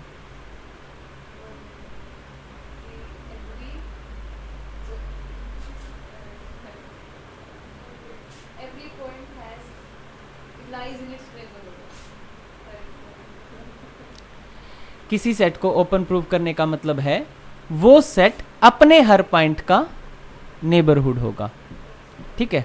ये नहीं कहेंगे पॉइंट लाइज इन नेबरहुड, ठीक है। हाँ, वो सेट अपने हर पॉइंट का नेबरहुड होगा। It's not that easy, are trying to learn mathematics, okay. तुम्हें डेफिनेशंस ही अगर समझ में आ जाए वही बहुत बड़ी बात होती है, और सारा खेल ही डेफिनेशन का है।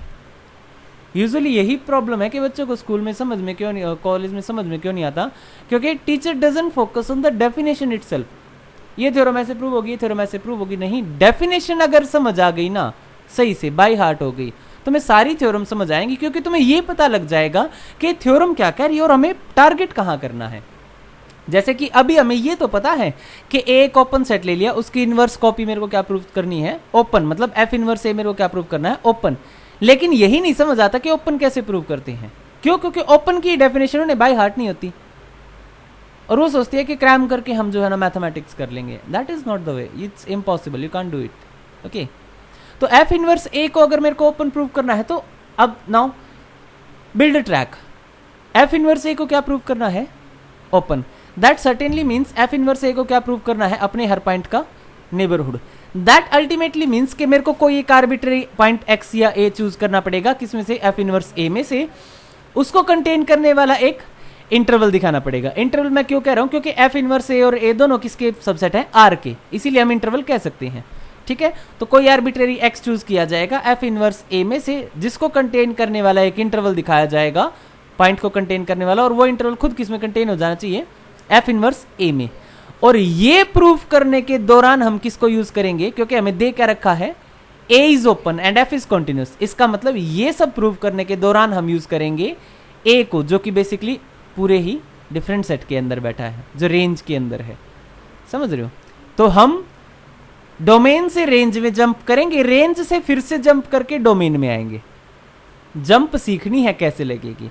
जब मैं किसी इंटरवल पे एफ लगा दूंगा तो दैट अल्टीमेटली मीन्स मैं कहां पहुंच गया, रेंज में, क्योंकि एफ मेरे को रेंज में लेके जाएगा। और जैसे ही मैं किसी पे एफ इनवर्स लगा दूंगा, मैं वापस से किसकी बात कर रहा हूँ, डोमेन की, क्योंकि एफ इनवर्स मेरे को डोमेन में लेके आएगा। ये चीज समझनी है। Is this clear? चलिए let's start with the theorem. Case 1, अगर ए एम्प्टी हो तो एफ इनवर्स ए भी क्या हो जाएगा, एम्प्टी, मतलब एफ इनवर्स ए एम्प्टी है तो ए भी एम्प्टी हो जाएगा। तो वो तो बाय ट्रिवियल, बाय डिफॉल्ट ही है। तो केस 1 तो यही है कि अगर एफ इनवर्स ए क्या हो, एम्प्टी हो, तो बाय डिफॉल्ट ही क्या हो जाएगा, ओपन हो जाएगा ना, केस 1 है।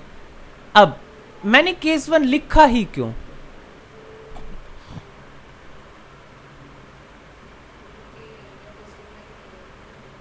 पॉजिटिव नेगेटिव का तो यहाँ जिक्र ही नहीं है। केस 1 लिखा ही क्यों गया है कि F inverse A equals to empty, then F inverse A is open. जब हम ओपन सेट प्रूव करते हैं तो सबसे पहला काम जो हम करते हैं, उस सेट में से कोई एक एलिमेंट चूज करते हैं। बात समझ आई? अगर वो सेट M2 हुआ तो क्या उसमें एलिमेंट होगा? तो तुम्हें पहले ये सोचना पड़ेगा कि अगर सेट एम्प्टी है तो अब क्योंकि अगर थ्योरम जनरली लिखी गई है, थ्योरम इन जनरल ट्रू बता रही है, इसका मतलब उनको ये फर्क नहीं पड़ रहा एफ इनवर्स ए एम्प्टी है नहीं है, ये तुम्हें बताना पड़ेगा। क्योंकि अगर एम्प्टी होने से थ्योरम ना प्रूव होती तो वो फिर मेंशन करना पड़ता कि this is true only when F inverse A is non empty. और क्योंकि मेरे को एक एलिमेंट चूज करना है एफ इनवर्स ए में से, क्योंकि हम ओपन प्रूव करना है तो पहले एलिमेंट चूज करेंगे ना, ठीक है, उसके बाद ही तो नेबरहुड वाला प्रोसीजर स्टार्ट होगा। अब एलिमेंट तब चूज करेंगे जब वो सेट क्या होगा, नॉन एम्प्टी। तो नॉन एम्प्टी स्टार्ट करने के लिए हमें पहले क्या प्रूव करना पड़ेगा कि एम्प्टी पे बाय डिफॉल्ट ही क्या है, थ्योरम ट्रू है, ठीक है। इसीलिए केस 1 बनता है कि अगर एफ इनवर्स ए एम्प्टी हो जाता है तो इस पे बाय डिफॉल्ट ही थ्योरम क्या है, ट्रू है, क्योंकि वो एम्प्टी सेट ओपन होता ही है, ठीक है। अब ले लेते हैं F inverse a non empty. अब अगर F inverse a non empty है तो मैं इसमें से एक पॉइंट चूज कर सकता हूं, arbitrary point. Suppose f inverse a में से मैंने एक ए चूज कर लिया। बात समझ आई? अभी जो ये ए है ये बेसिकली कहां है, रेंज में है, डोमेन में है? ये स्मॉल ए कहां है? ये डोमेन में है, क्योंकि एफ इनवर्स ए कहां है, रेंज में है, डोमेन में है, ठीक है। तो अब मैं क्या करता हूं, दोनों तरफ एफ लगा देता हूं, तो एफ ए बिलोंग्स टू, अब क्या हो गया, एग्जैक्टली अब एफ लगने के बाद एफ ए मेरा किस में है, रेंज में है। इस बात को समझो, फिगर्स के थ्रू समझो।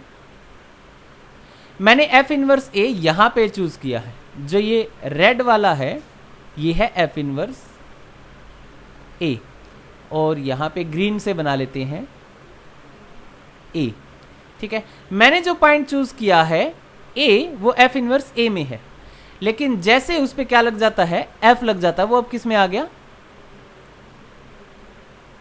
ए में। बात समझ आ रही है कि कैसे? यही सिस्टम सबसे ज्यादा कंफ्यूज करता है बच्चों को कि कौन सी चीज कहां पे, उन्हें पता ही नहीं होता। तुम्हें ये पता होना चाहिए कि ए और एफ इनवर्स ए डोमेन का पार्ट चल रहे हैं जिनका टारगेट है कि प्रूव करना, क्योंकि अब हमें क्या दिखाना है, ए तो चूज कर लिया मैंने, अब मेरे को दिखाना है कि एक ऐसा ओपन सेट होगा जो ए को कंटेन करेगा और खुद किस में कंटेन हो जाएगा, एफ इनवर्स ए में। और उसको प्रूव करने के लिए मैं यूज करूंगा इधर वाले पार्ट का, क्योंकि मेरे को ये पता है गिवन क्या है, गिवन ये है कि ए ओपन है। बात समझ आई?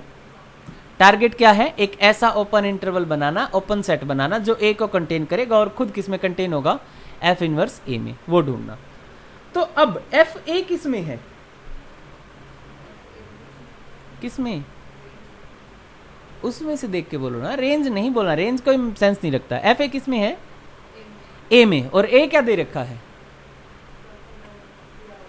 एग्जैक्टली ए ओपन है। और जैसे ही मेरे को पता चलता है कि ए ओपन है तो अब क्या हो जाना चाहिए, देयर एग्जिस्ट हाँ some neighbourhood of f a, ठीक है, there exist some set like this that is contained in a. क्या ये कह सकता हूं कि ये सेट जो है ये डेफिनेटली एफ ए को कंटेन करता है? तो मैंने बस उसको ये कहा कि क्योंकि ए ओपन था और एफ ए उसका एक पॉइंट था, तो पक्का ऐसा एक क्या होगा, नेबरहुड होगा जो कि कंटेन होगा किसमें, ए में। क्लियर? अब एफ क्या है, एफ क्या है, कॉन्टिन्यूस। एफ कॉन्टिन्यूस भी तो दे रखा है ना, बात समझ आई? अब एफ को क्या दे, इस पार्ट को यहीं पकड़ लेते हैं इसको, क्योंकि ये सेट हमें बाद में हेल्प करेगा, ठीक है। तो एफ क्या है, continuous at x equals to a. इसका मतलब क्या हो जाएगा कि फॉर, हाँ, वेन एवर एक सेकेंड, डेल्टा नेबरहुड लेना पड़ेगा, ए लेना पड़ेगा at x equals to a. तो ए बिलोंग्स टू ए के डेल्टा नेबरहुड में जब भी कोई पॉइंट चूज किया जाएगा तो ऑटोमेटिकली क्या हो जाएगा, F x minus f A is less than epsilon हो जाएगा, एंड दैट सर्टेनली मीन्स कि f x lies between f a plus epsilon and, हाँ, so f x lies between this. तो बेसिकली जो ये पॉइंट है इस नेबरहुड में से उसको मैंने क्या कर लिया, जनरलाइज। क्यों? क्योंकि मैंने इसमें से क्या ले लिया, कोई भी रैंडम एफ एक्स इसमें लाई करेगा ना, इसमें कोई भी रैंडम एफ एक्स भी तो हो सकता है। बात समझ आई? अब कोई भी रैंडम एफ एक्स अगर इसमें है जब एक्स किस में मौजूद है,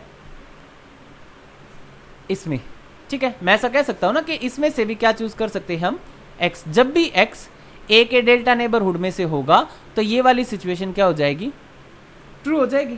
क्लियर? अब अगर एक्स को इसमें से लिया जाएगा तो इसका मतलब ये किस में चला जाएगा, एफ एक्स इसमें आ जाएगा, और एफ एक्स अगर इसमें आ गया है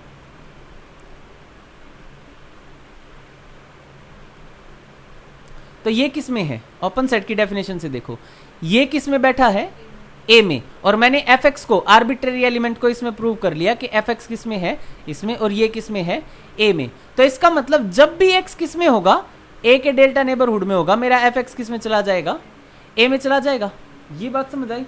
तो मैं ये लिख सकता हूं कि जब भी मैं कोई एक्स चूज कर रहा हूं ए के डेल्टा नेबरहुड से, मेरा एफ एक्स ऑटोमेटिकली कहां जा रहा है, ए में। इसका मतलब क्या हो गया, जब भी मैं कोई एक्स चूज कर रहा हूं ए के डेल्टा नेबरहुड में से, ठीक है, तो एक्स किस में चला जा रहा है,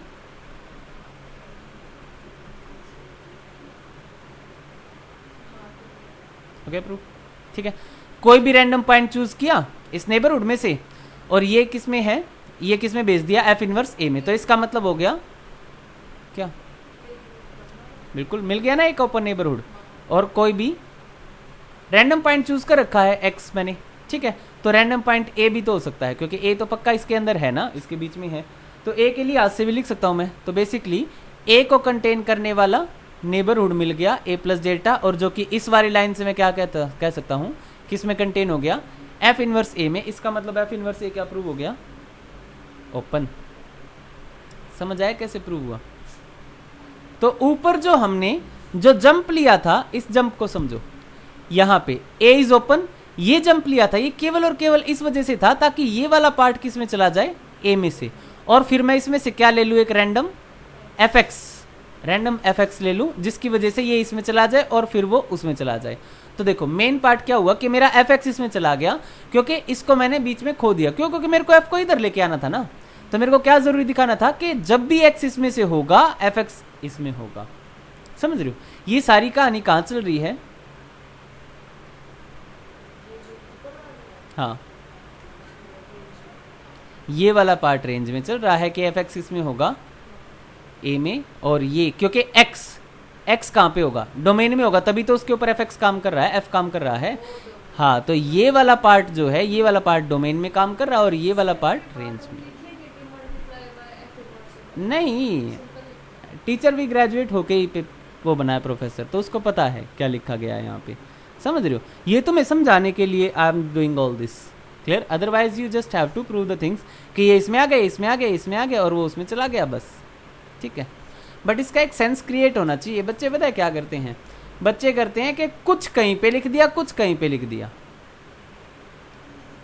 जिसका कोई सेंस भी नहीं बनता, क्योंकि वो पहले ये लिख के बैठ जाएंगे कि एफ इनवर्स ए को ओपन प्रूव करना है। इसका मतलब मैंने भी एक बार ऐसे ही किया था पेपर में, मेरे को प्रूव करना नहीं आ रहा था, लेकिन मेरे को ये पता था कि एफ इनवर्स ए को ओपन प्रूव करना है। तो इसका मतलब क्या है कि एक, हाँ, तो मैंने ये कहने की बजाय कि ये मेरे को ओपन नेबरहुड मिल गया, मैंने उसको उसमें लिखा कि हम एक ऐसा नेबरहुड ढूंढेंगे एक्स का जो कि किस में कंटेन होना चाहिए, एफ इनवर्स ए में।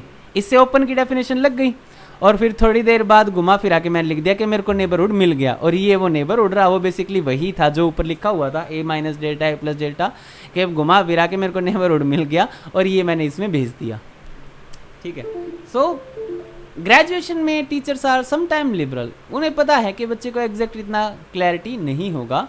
ठीक है, बट अगर समझ जाओ तो ठीक है, चेन क्रिएट करना सीखो, जंप मारनी सीखो कि कब किस में से, क्योंकि जो गिवन पार्ट है ना ए इज ओपन, वो तुम्हें रेंज में दे रखा है, तो तुम्हें बेसिकली रेंज में जाके सारा काम करना पड़ेगा, समझे। तो एफ इनवर्स ए क्या प्रूव हो गया, ओपन, जब एफ क्या था, कॉन्टिन्यूस। अब करेंगे इसका इनवर्स पार्ट, जिसमें कि हम क्या प्रूव कर देंगे कि एफ क्या है, कॉन्टिन्यूस। अगर एफ किसी भी ओपन सेट की इनवर्स इमेज को क्या बना देता है, ओपन। इस बात को समझो, ये पार्ट बहुत ट्रिकी है कि अगर कोई एक ए है कंटेन्ड इन आर और उसकी इनवर्स इमेज क्या है, ओपन है, वो भी किस में, आर में ही, ठीक है, तो एफ को क्या प्रूव कर दिया जाएगा, कॉन्टिन्यूस। बात समझ आई। तो बेसिकली हमें क्या गिवन हो गया, हमें गिवन तो ये हो गया कि अगर कोई भी एक सेट ले लेता हूं मैं ए आर में से, तो उसकी इनवर्स इमेज क्या होगी, ओपन होगी। ये मेरे को प्रूव पता चल गया, गिवन हो गया। मेरे को प्रूव क्या करना है, एफ इज कॉन्टिन्यूस। तो कॉन्टिन्यूस प्रूव करना है, तो इसका मतलब क्या प्रूव करना है कि व्हेनेवर, हाँ, for given epsilon greater than 0 there exist a delta greater than 0 such that fx minus fa is less than epsilon whenever x minus a is less than delta. ठीक है, ये हमें प्रूव करना है। तो जब प्रूव कॉन्टिन्यूटी करनी है तो ये तो लिखना ही पड़ेगा, for given epsilon greater than 0। लेकिन अब ये नहीं लिखेंगे देयर एग्जिस्ट, क्योंकि कॉन्टिन्यूटी प्रूव करनी है। ठीक है, जब कॉन्टिन्यूस होता है तब ऐसा लिख पाते हैं कि for given epsilon greater than 0 there exist delta greater than 0। लेकिन अभी हमें कॉन्टिन्यूटी प्रूव करनी है, तो हम क्या ले लेंगे कि कोई एप्सिलॉन मान लिया एग्जिस्ट करता है। अब अगर कोई एप्सिलॉन एग्जिस्ट करता है तो मैं एक इंटरवल मान लेता हूं, f of a minus epsilon f a plus epsilon. Can I say this is an open set? Of course it's an open set, क्योंकि ओपन इंटरवल है और हम रियल में काम कर रहे हैं, तो directly I can say this is an open set. मेरे को ये बताओ, ये ओपन सेट है कहां पे? ये रेंज में है, डोमेन में है? रेंज में है, क्योंकि एफ लगा हुआ है। ठीक है, एफ ऑफ ए, ए किस में होगा, डोमेन में होगा। एफ लगने के बाद एफ ए किस में आ गया, रेंज में आ गया। और अब रेंज में मैंने बेसिकली एक ओपन सेट बना लिया उसको। ठीक है, F minus epsilon F plus epsilon. तो अगर ये एक ओपन सेट है रेंज में, तो इसका मतलब F inverse I is open in are, that is domain. क्योंकि ये ओपन सेट है ना, तो इसकी इनवर्स इमेज क्या होगी, ओपन। बात समझ आई। लेकिन डोमेन में तो क्या होगा, डोमेन में एफ तो रहेगा नहीं। देखो ध्यान दो, ये है रेंज और ये है डोमेन। मान लिया यहां पे है ए, तो ये है ए minus delta A plus delta, और एफ लगाने के बाद यहां पे क्या है, एफ ए, और यहां पे क्या है, F O minus epsilon plus epsilon. तो जब मैं इसके यहाँ पे, यहाँ से मैंने एक सेट उठाया ना, ये इसमें मैंने इनवर्स इमेज लगाई, तो मैं इस टाइप के किसी सेट में आ जाऊंगा ना। एफ तो नहीं रहेगा वहां पे क्या होगा, एक इस पॉइंट की प्री इमेज होगी, एफ ए की प्री इमेज होगी ना ए। ठीक है, और ऐसे ही इन पॉइंट्स की भी कुछ ना कुछ प्री इमेज होगी ना, F of A epsilon f a minus epsilon, इनकी भी कुछ प्री इमेज तो होगी। तो उस प्री इमेज को मैं मान लेता हूं कि वो बेसिकली प्री इमेज कहां पे है, डेल्टा की फॉर्म में है। मतलब मैं ऐसा कह सकता हूं, there exist a delta greater than 0 such that F inverse I जो है वो, क्योंकि ये क्या है, एक ओपन सेट है, तो ऑब्वियस सी बात है ये किसी ना किसी डेल्टा नेबरहुड को तो कंटेन करेगा ना। बात समझ आई। क्योंकि इसकी जो प्री इमेजेस होंगी आई में, जो एफ इनवर्स आई में जो एलिमेंट होंगे वो इस फॉर्म के दिखेंगे, ए की फॉर्म के। बात समझ आई, वहां पे एफ नहीं होगा। क्लियर? चलिए, अब ये मैंने मान लिया। तो अगर मैं कोई एक्स इसमें से चूज कर लूं, तो वो एक्स अल्टीमेटली कहां चला जाएगा,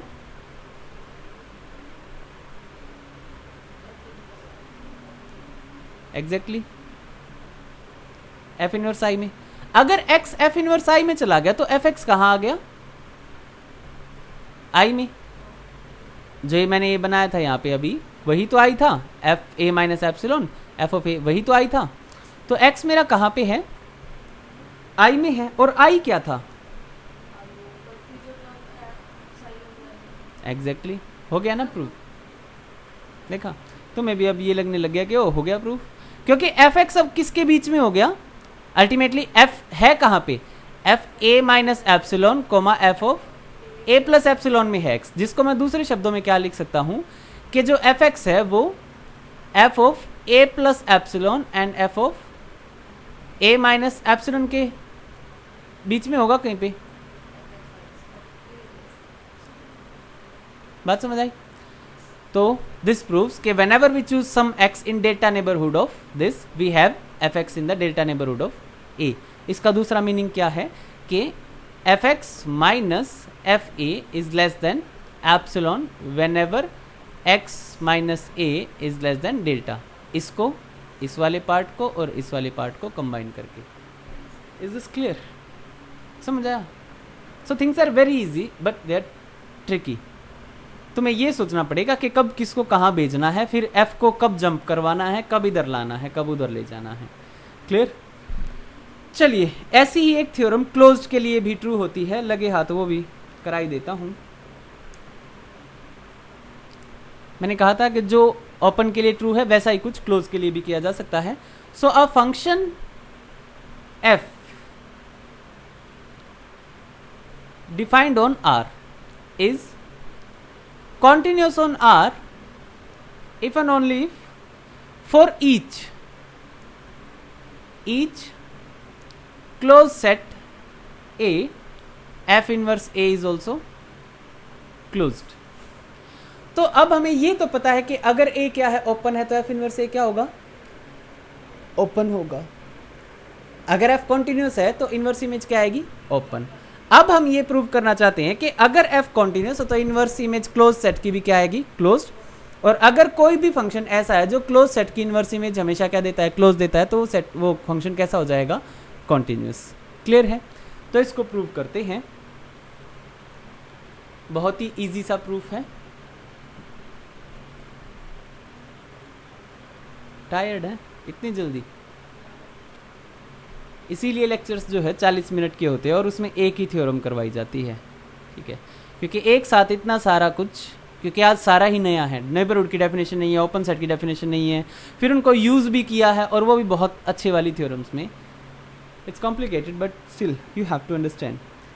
just focus on the basic definitions. ऐसे ही समझाया जाता है, क्योंकि मैडम ऐसे समझ के भी नहीं आई है अपनी यूनिवर्सिटीज़ में। The thing is that they just, मतलब वो जैसे गीता ज्ञान सुनाया जाता है ना कि गीता को पढ़ के, वैसे बुक को पढ़ के मैथ्स बताया जा रहा है।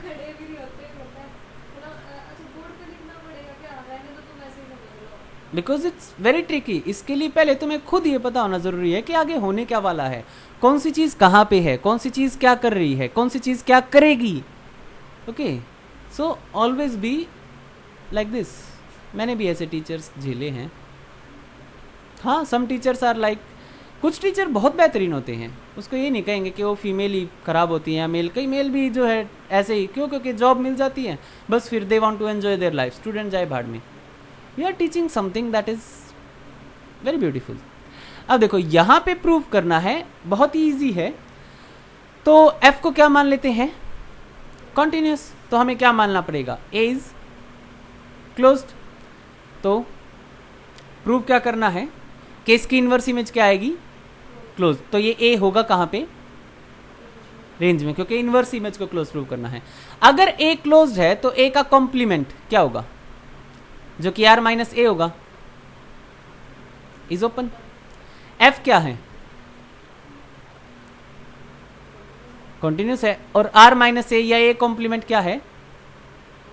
तो प्रीवियस थ्योरम सेज कि इनकी जो इनवर्स इमेज होगी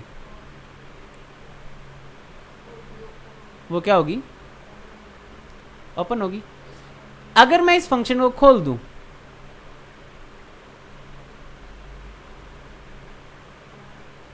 इस तरीके से, तो ये बेसिकली ऐसे नहीं खोला जाता F inverse of R. Usually बच्चे ऐसा करते हैं, ठीक है। आई जस्ट थिंक के पता नहीं, इसको खोला जाता है आर माइनस एफ ए। ये भी अपने आप में एक प्रूफ बनता है अलग से कि इसको ओपन कैसे करना है, that will discuss some time else. तो this will be R minus f a. F inverse ए क्या है?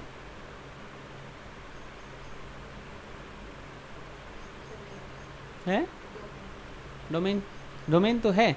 देखो चेन को सही से समझो. एफ इनवर्स ए, अरे एफ इनवर्स ए कहाँ से ओपन प्रूव हो गया?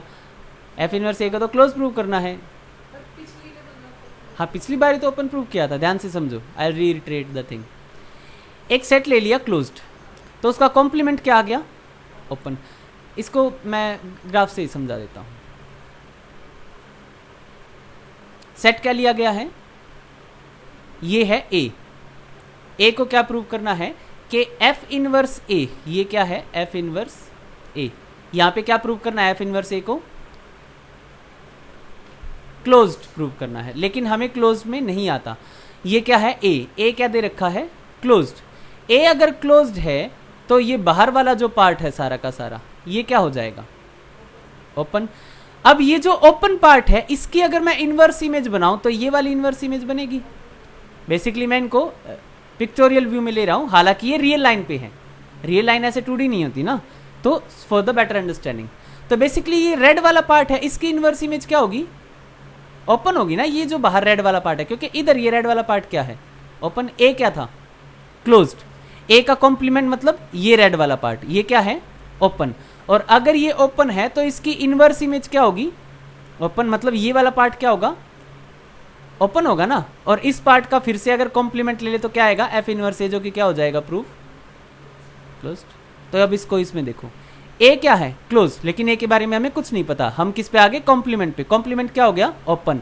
क्योंकि एफ कॉन्टिन्यूस है तो उसकी इनवर्स इमेज, जो कि ये वाला पार्ट है, उसकी इनवर्स इमेज क्या हो जाएगी? ओपन. अगर ये सेट ओपन है तो इसका ये सेट ओपन हो गया ना, आर माइनस एफ इनवर्स ए. तो इसका अगर कॉम्प्लीमेंट ले लो तो इसका कॉम्प्लीमेंट क्या होगा? आर माइनस एफ इनवर्स ए. ऐसे लिया जाता है ना कॉम्प्लीमेंट. तो इसका कॉम्प्लीमेंट बेसिकली क्या बन जाएगा? एफ इनवर्स ए. क्योंकि दो बार ही कॉम्प्लीमेंट हो गया ना, ये भी कॉम्प्लीमेंट है और ये भी एक तरीके का कॉम्प्लीमेंट, तो सेम सेट हो जाएगा एफ इनवर्स ए. तो F inverse A is what? Closed. क्योंकि ये पार्ट क्या था? ओपन. फिर से कॉम्प्लीमेंट लेने के बाद जो आएगा वो क्या आएगा? क्लोज्ड. समझ आया? This is how you have to prove. I hope the other part you will be able to prove कि अगर एफ इनवर्स ए क्लोज है तो आर माइनस एफ इनवर्स ए क्या होगा? ओपन. आर माइनस का मैंने कॉम्प्लीमेंट. एफ इनवर्स ए अगर closed है तो उसका कॉम्प्लीमेंट क्या होगा? ओपन. और ओपन सेट है तो वो ओपन सेट पे ही मेजर करेगा, मतलब जाएगा, कॉपी करेगा, तो वो फंक्शन क्या हो जाएगा? Continuous. That is how you have to write. Is this done? इसके बाद बेसिकली एक थ्योरम और बचती है, that will discuss in the next lecture, not today.